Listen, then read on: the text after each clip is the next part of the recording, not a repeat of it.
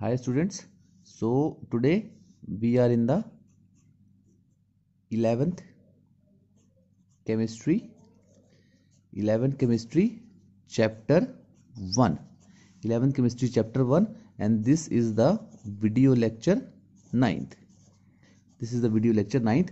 I am Atul Rana and due to some reasons board is not there, so I will be teaching you on the copy only. So our next topic for 11th chemistry chapter 1 11th chemistry chapter 1 that is limiting reagent. Okay, अब देखो जैसे A plus B will combine together to form AB. Okay, अब A plus B combine कर रहे हैं, AB बना रहे हैं. अब इसमें से या तो A ज्यादा होगा या B ज्यादा होगा. बहुत कम कंडीशन आएंगे कि ना A की क्वांटिटी B की क्वांटिटी के बराबर हो, ए की क्वांटिटी बी की क्वांटिटी के बराबर, ऐसा बड़ा कम होगा. मान लिया हमने ए लेस क्वांटिटी में है, ए है लेस क्वांटिटी में, ए किस में है लेस क्वांटिटी में, ए कम है, मान लो ए 10 ग्राम है और बी है 100 किलोग्राम, ये मोर क्वांटिटी में है, मोर क्वांटिटी में है. ठीक है, ऐसा नहीं कि दोनों रिएक्टेंट सेम क्वांटिटी के होंगे, ये 10 कम क्वांटिटी में होगा, ये ज्यादा क्वांटिटी में होगा. मैं जनरल डिस्कशन कर रहा हूं. पहले मान लो हमारे पास ये था 100 ग्राम और ये था 2000 ग्राम. ठीक है, ये lesser quantity and this is more quantity. Clear? तो जैसे ही ए की क्वांटिटी पहले खत्म हो जाएगी, जनरल सा देखो, ए 100 ग्राम है, ये 2000 ग्राम है, तो ए की क्वांटिटी क्या होगी पहले खत्म हो जाएगी. ठीक है, जैसे ही ए खत्म हो जाएगा रिएक्शन स्टॉप हो जाएगी. Why? Because this reaction, in this reaction A plus B is combining to form AB. Okay, so जैसे A क्या होगा खत्म हो जाएगा, एक कम क्वांटिटी में है तो रिएक्शन भी क्या हो जाएगी खत्म हो जाएगी. Getting the point? So the extent of reaction depends upon the substance which is present in the lesser quantity, Okay, so ये खत्म हो गया, रिएक्शन स्टॉप होगी और B आधा बच गया, B आधा क्या हो गया बच गया. So the reactant or the substance which is present in lesser quantity in a reaction, the substance, for example A here, which is present in lesser quantity in a reaction is called as limiting reagent,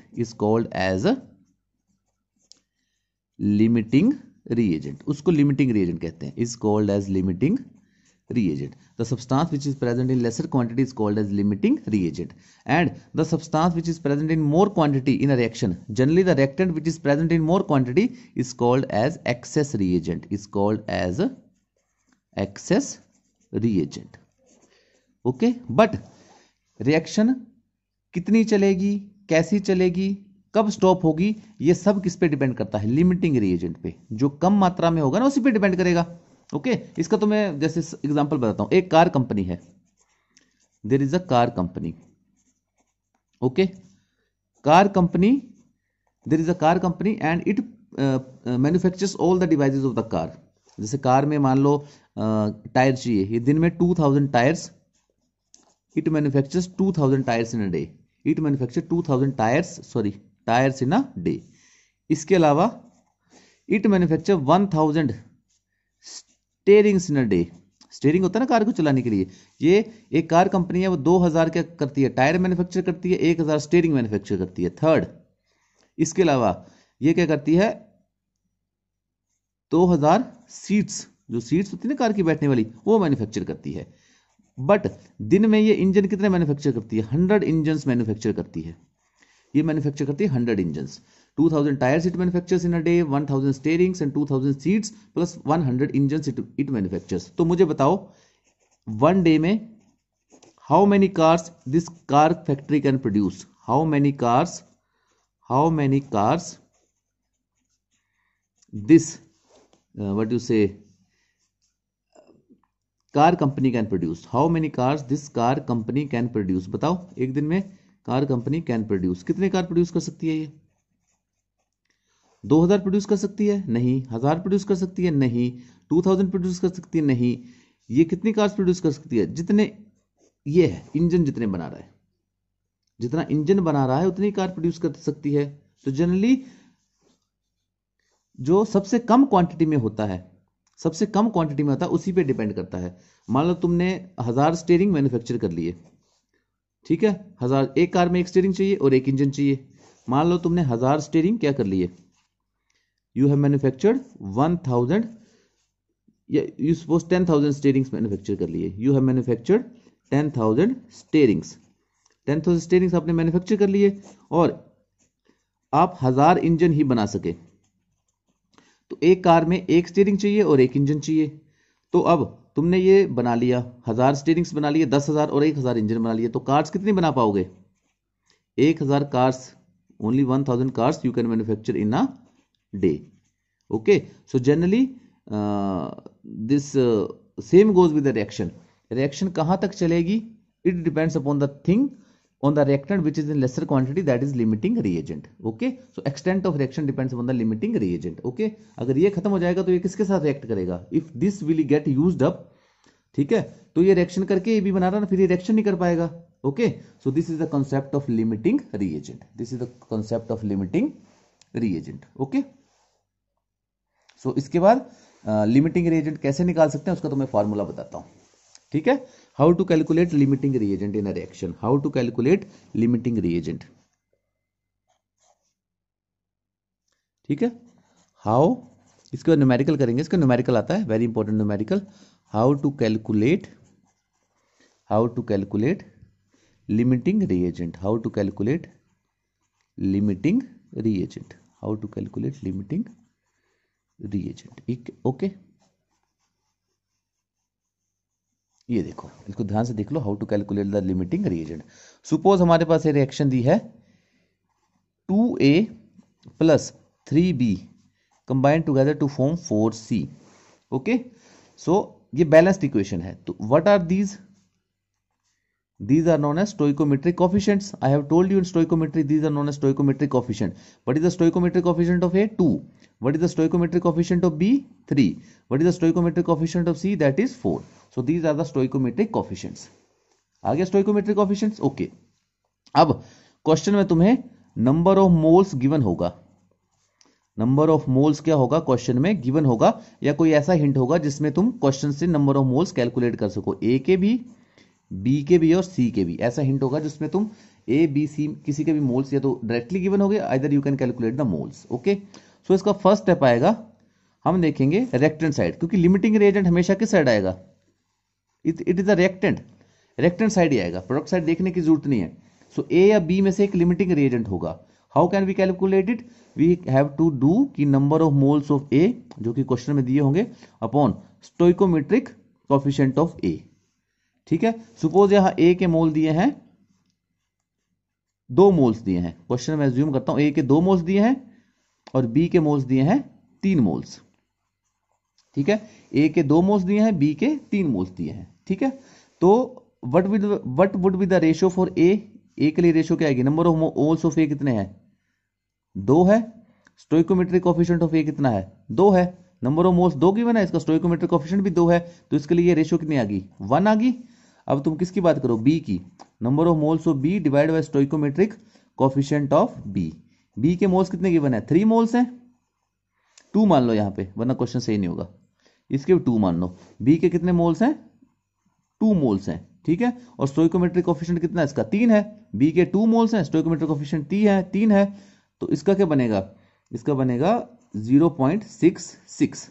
okay, ये ratio between the moles and stoichiometric coefficient, ratio between the moles and stoichiometric coefficient of the reaction is very important. जिसकी ये ratio कम आती है, that is the limiting reagent, that is the limiting reagent. तो इसमें ratio किसकी कम आ रही है? B की कम आ रही है ना, तो इस केस में B is the limiting reagent, B is the limiting reagent, B is the limiting reagent. B क्या है? लिमिटिंग रिएजेंट है। ठीक है, अब फर्स्ट इसमें क्वेश्चन पूछते हैं कि what is the limiting reagent. So this is the formula, तुमने बता दिया कि this is the limiting reagent. Okay, now कितना प्रोडक्ट बनेगा? How much product is form, that depends upon the limiting reagent. How much product is form, that depends upon the limiting reagent. So इसमें एक second पूछ लेते हैं। ये तो आ गया कि बताओ कि between the 2 reactants which is the limiting reagent. ये लिमिटिंग रिएजेंट हमने फाइंड आउट कर लिया, ये हमने लिमिटिंग रिएजेंट फाइंड आउट कर लिया। ठीक है, क्या करेंगे लिमिटिंग रिएजेंट में? Ratio moles of A divide by stoichiometric coefficient of A, moles of B that will be given in the question, so we can find out from the statement of the question plus stoichiometric coefficient of B. उससे जिसका कम आएगा ये वाली ratio, that will be the limiting reagent. This is the simplest formula I am telling you. Okay. अब इसके बाद question आता है how much product is formed. How much product is formed? How much product is formed? Okay product कितना form हुआ है, मतलब product के कितने मोल्स हैं तुम्हारे पास. तो you know product formation depends upon the limiting reagent. Product formation this product formation depends upon the limiting reagent. Here what is the limiting reagent? B is the limiting reagent. तो product C कितना बनेगा ये depend करेगा सिर्फ और सिर्फ B के ऊपर. Getting the point. सो इसका रेशियो है लिमिटिंग रिएजेंट कौन सा है वो ढूंढना पड़ेगा. हमने ढूंढ लिया. तो लिमिटिंग रिएजेंट है number of moles of B, ये लिमिटिंग रिएजेंट है. Stoichiometric coefficient of B, number of moles of B, stoichiometric coefficient of B is equal to number of moles of product C upon stoichiometric coefficient of C. ठीक है. B के कितने moles हैं? 3 है. Moles 2 हैं. Stoichiometric coefficient इसका 3 है. 3 stoichiometric coefficient है. मोल्स इसके 2 गिवन है. Okay. Number of moles of C निकला है तो अमाउंट ऑफ C हम निकाल सकते हैं. Divide by stoichiometric coefficient of C कितना 4 है. तो number of moles of C कितने आएंगे? 2 multiply 4 divide by 3 divide by 3 कितना आ गया? 8 डिवाइड बाय 3. ठीक है. तो क्या बन जाएगा? ऑलमोस्ट 1.66 मोल्स ऑफ सी. इतने बना प्रोडक्ट, इतना बना. नंबर ऑफ मोल्स ऑफ सी कितने बने? 1.66 मोल्स ऑफ सी.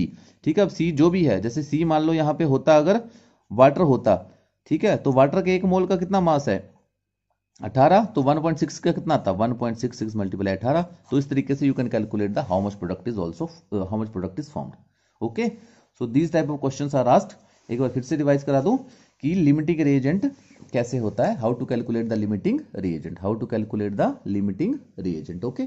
तो लिमिटिंग रिएजेंट कैलकुलेट करने के लिए moles of the reactant, limiting reagent सिर्फ रिएक्टेंट साइड का आएगा, प्रोडक्ट का लिमिटिंग रिएजेंट से कुछ लेना देना नहीं है. तो एक तो स्टोइकोमेट्रिक कोएफिशिएंट तुम्हें पता होना चाहिए. जैसे यहाँ पे ए का स्टोइकोमेट्रिक कोएफिशिएंट 2 है, the stoichiometric coefficient of B is 3. Okay. Then number of moles, they will be either given in the question directly or you have to calculate the number of moles. तो limiting reagent निकालने के लिए जो भी reactant है, अब reactant के number of moles, ठीक है, जैसे number of moles of A divide by stoichiometric coefficient of A, इसकी रेशियो निकालो, इसकी 1 आ गई. Similarly number of moles of B upon stoichiometric coefficient of B, इसकी भी रेशियो निकालो, उसकी कितनी आ गई? 0.66 आ गई. अब रेशियो किसकी कम है? इसकी कम है. So B is the limiting reagent. B is the limiting reagent. Limiting reagent पता लग गया. अब formation of product depends upon the limiting reagent only. Formation of product depends upon the limiting reagent only. So product कितना बनेगा? तो number of moles of limiting reagent divided by stoichiometric coefficient of limiting reagent divided by number of moles of C is equal to number of moles of the stoichiometric coefficient of C. C का stoichiometric coefficient given होगा, number of moles आ जाएंगे, so उस हिसाब से हम product निकाल लेंगे कितना बना. Getting the point? So this was limiting reagent. Now I will proceed with the numerical portion of limiting reagent.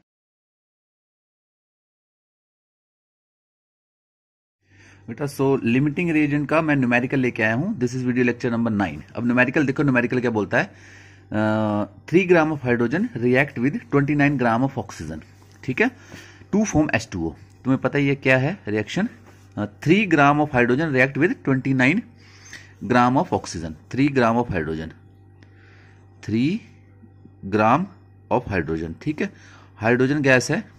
देखो यहां पे हाइड्रोजन गैस रिएक्ट करती है किसके साथ? ऑक्सीजन गैस के साथ. क्या बनाती है? वाटर. ठीक है, this is the reaction all you all know. तो इसको बैलेंस करने के लिए यहाँ पे 2 लगाना पड़ेगा, यहाँ पे 2 लगाना पड़ेगा. इसका 3 ग्राम है हाइड्रोजन गैस का. Oxygen has 29 gram. Oxygen has 29 gram. ठीक है, 3 gram of hydrogen react with 29 gram of oxygen to form water. What is the limiting reagent? First question is, this is the question.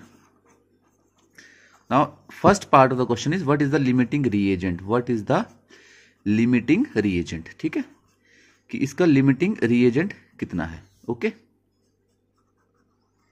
So limiting reagent पता करने से पहले we need to know the moles of, how many moles of H2 are there. Okay, given mass of H2 is 3 gram, molar mass is of H2. यहां पे हमने stoichiometric coefficient नहीं देखना है, हमने सिर्फ क्या देखना है? हाइड्रोजन गैस कौन सी गैस है, इसका कोएफिशिएंट इंक्लूड नहीं करना है. तो इसका गिवन मास कितना है?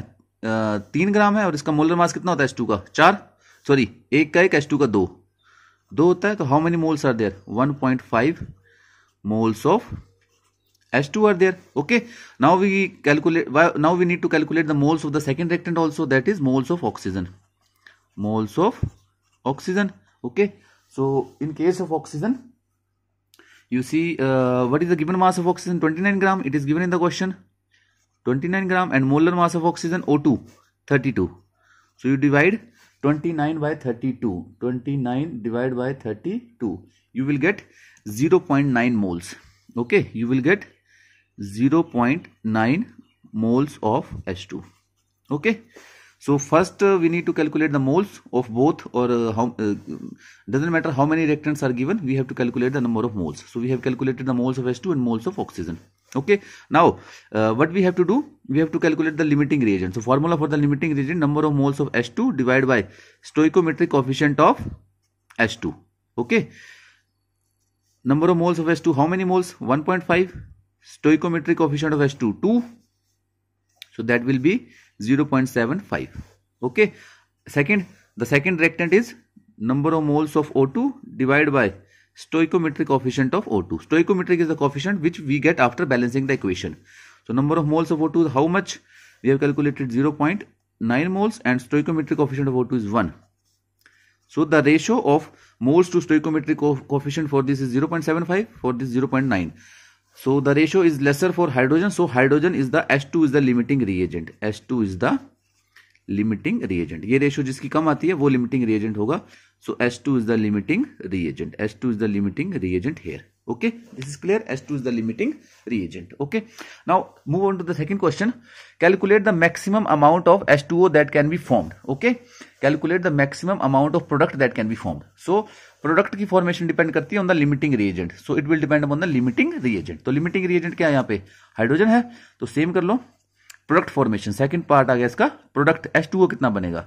तो number of moles of hydrogen, because hydrogen is the limiting reagent, upon stoichiometric coefficient of hydrogen is equal to, ये बराबर होते हैं number of moles of water divide by stoichiometric coefficient of water. Okay, so number of moles of hydrogen we have calculated 1.5. Stoichiometric coefficient of hydrogen is 2. Number of moles of hydrogen that we have to calculate, and stoichiometric coefficient of water, that is 2. So how many moles of this water will we get? We will get 1.5 multiplied by 2 divided by 2, that equal to 1.5 moles of H2O. So product form will be 1.5 moles of H2O. Okay, 1 mole of water. 1 mole of water is the mass of 1 mole of water, 18 gram. So mass of 1.5 moles of water, mass of 1.5 moles of water will be 18 multiplied by 1.5, so almost equal to 27 gram. Okay, so here this product formation H2O, where is H2O? There it is. Formation of H2O, 27 gram H2O will be formed. 27 gram H2O will be formed. 27 gram H2O will be formed. Okay, now the third question, that what is the excess reagent here? The mass of reactant unreacted. Okay, excess reagent is oxygen. Oxygen is in excess. So ये ज्यादा है तो बच जाएगा. तो कितना ये बच गया है? Okay, इसके लिए it also depends upon the limiting reagent. It also depends upon the limiting reagent. तो देखो कैसे, जैसे ऊपर करता हूं इसको कि ऑक्सीजन कितना बच गया है. तो number of moles of this limiting reagent upon stoichiometric coefficient of limiting reagent is equal to number of moles of oxygen divided by number of moles stoichiometric coefficient of oxygen. तो इसका कितना है? 1.5 है. stoichiometric coefficient इसका 2 है. number of moles of oxygen is equal to stoichiometric coefficient of oxygen कितना है? stoichiometric coefficient इसका 1 है. तो कितने मोल्स रिएक्ट किए हैं? ठीक है, मोल्स इसके रिएक्ट किए हैं 1.5 multiply by 2 divide by multiply by 1 divide by 2. Number of moles oxygen 1.5 multiply by 1 divide by 2. तो इसके कितने मोल्स रिएक्ट किए हैं? 0.75 मोल्स रिएक्ट किए हैं. तो ऑक्सीजन के कितने मोल्स रिएक्ट किए हैं? 0.75 मोल्स रिएक्ट किए हैं. इसके टोटल मोल्स कितने थे? 0.9 मोल्स हैं, उसमें से 0.75 रिएक्ट करके हाइड्रोजन के साथ. तो लेफ्ट मोल्स कितने रह गए इसके? लेफ्ट मोल्स या unreacted moles, left moles of oxygen कितने रह गए? 0.9 टोटल थे, उसमें से 0.75 रिएक्ट कर गए. तो 0.15 मोल्स ऑफ ऑक्सीजन क्या है? जो रिएक्ट नहीं किए हैं, अनरिएक्टेड हैं. ओके, तो कितना ऑक्सीजन अनरिएक्टेड रहेगा? एक मोल का कितना मास है? 32 O2 के. तो 0.5 मल्टीप्लाई बाय 32, 0.15 मल्टीप्लाई बाय 32. तो 0.15 you will multiply, when you will multiply 0.15 into 32 you will get 0.15 multiply by 32, you will get 4.8 gram. 4.8 gram of oxygen is unreacted. Okay, so in this way you can calculate this, solve all the problems. I will be giving you assignment for solving other problems. This is the basic way for solving the problems.